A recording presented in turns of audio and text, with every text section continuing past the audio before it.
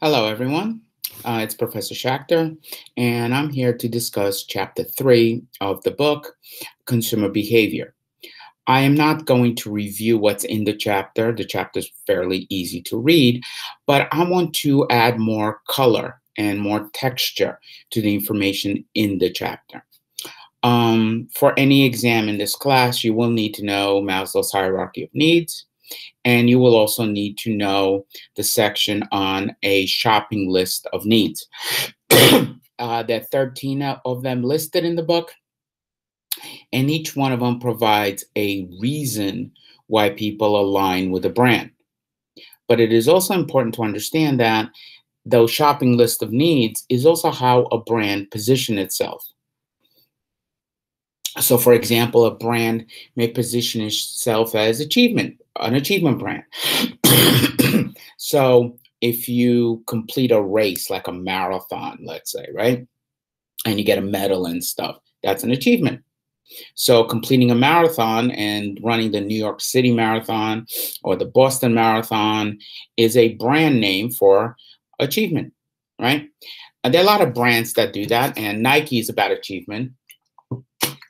Peloton is about achievement. So the different college education is about achievement, an intellectual achievement, not a physical one. So it is very important that you understand what elements of the human need are we satisfying with the brand.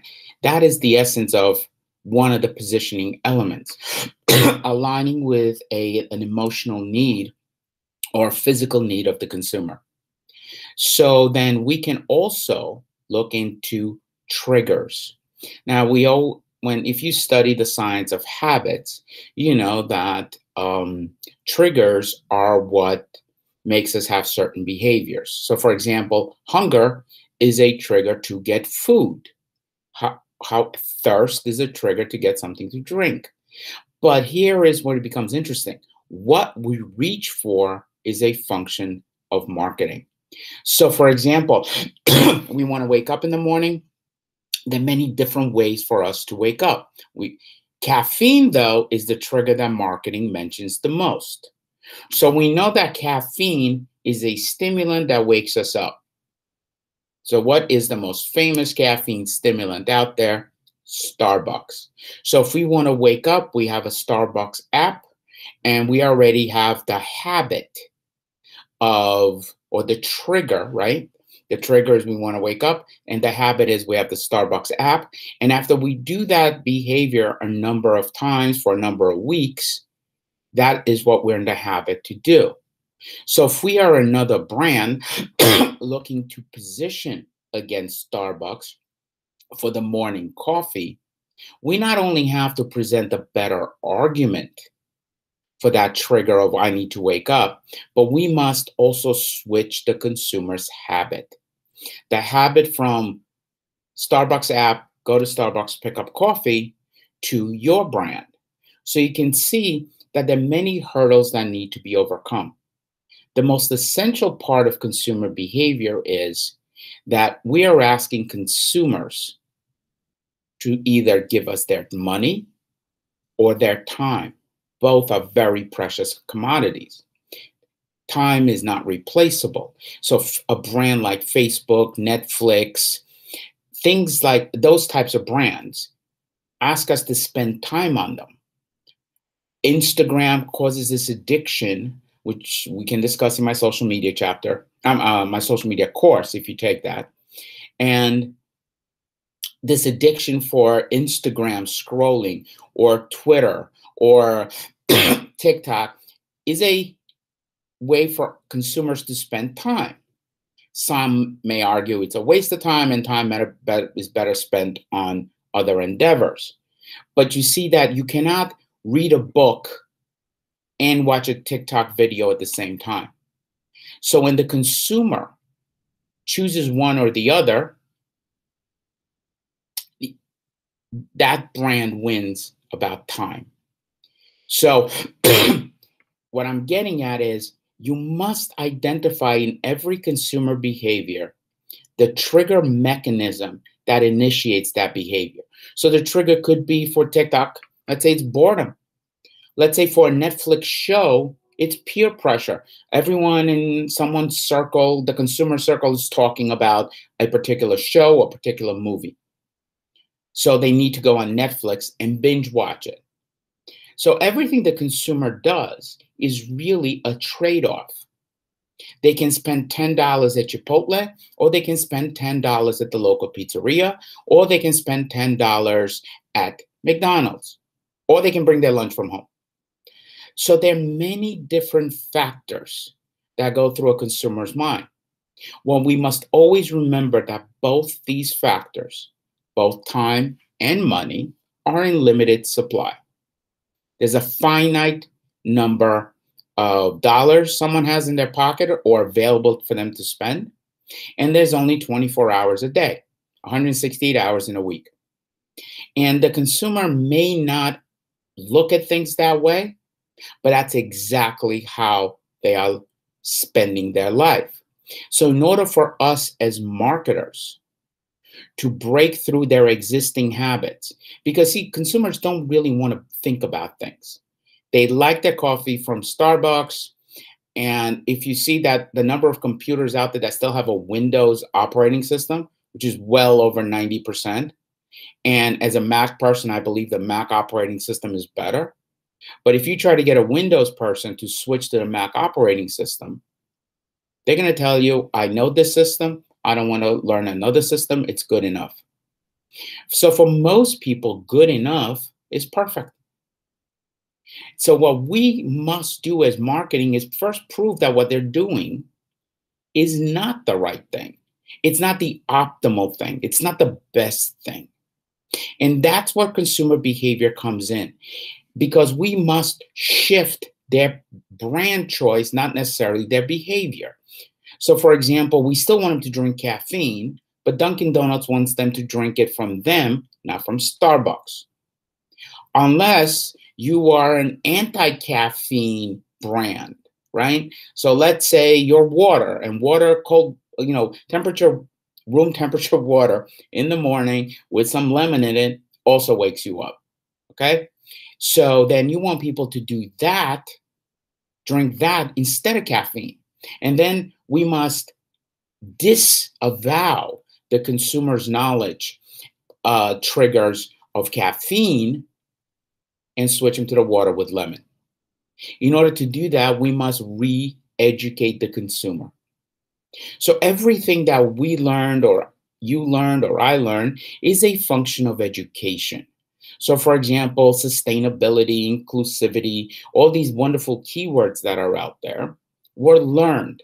They were learned through constant repetition and exposure to the channels that speak about these things in a positive way.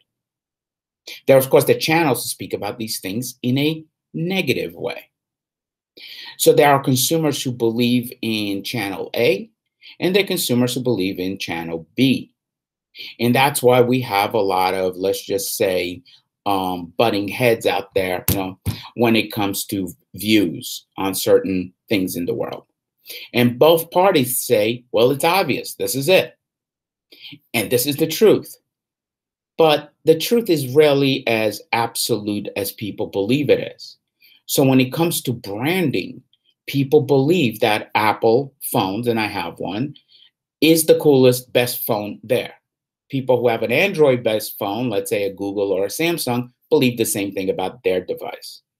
People who have an Apple computer, laptop, they believe that that is the tool for creatives and professionals, and it's beautifully designed and all that stuff.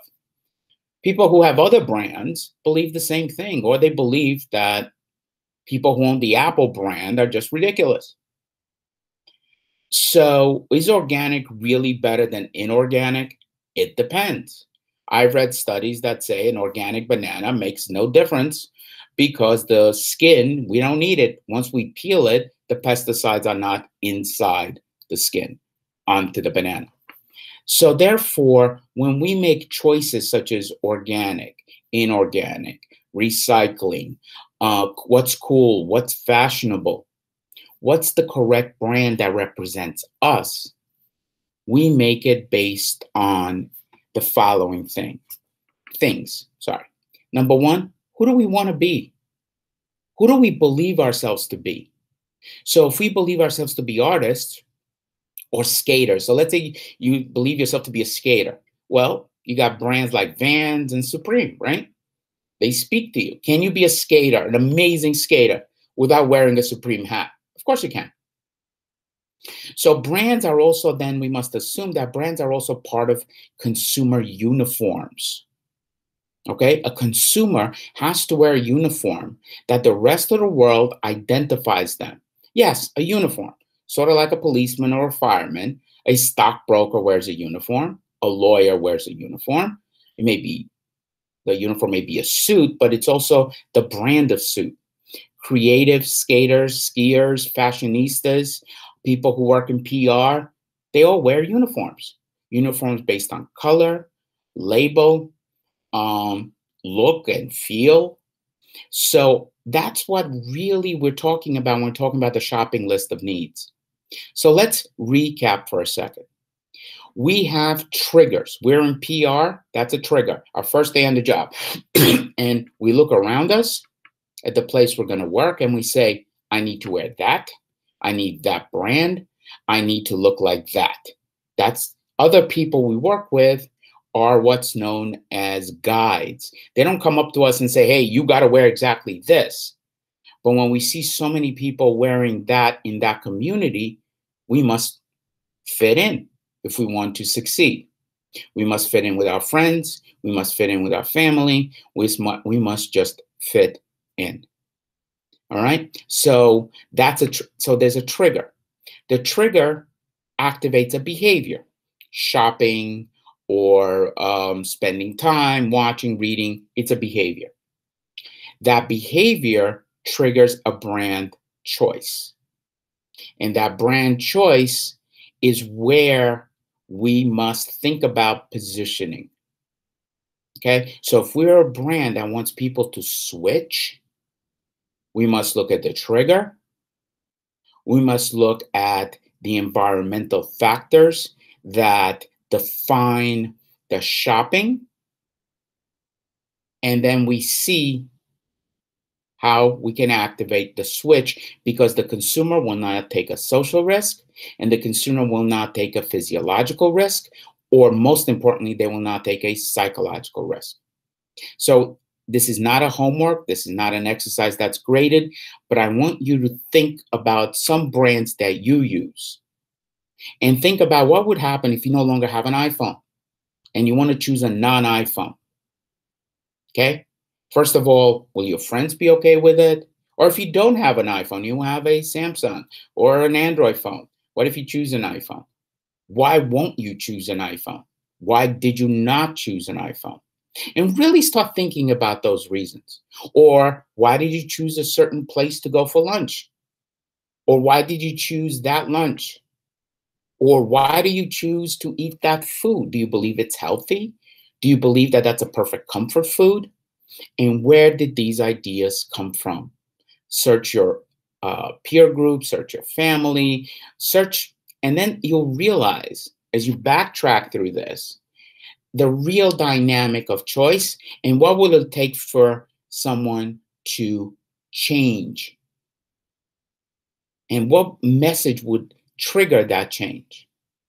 Okay, so I want to thank you very much for watching my lecture, and I hope you enjoyed it, and I hope you got more information or added information to chapter 3. Have a great day.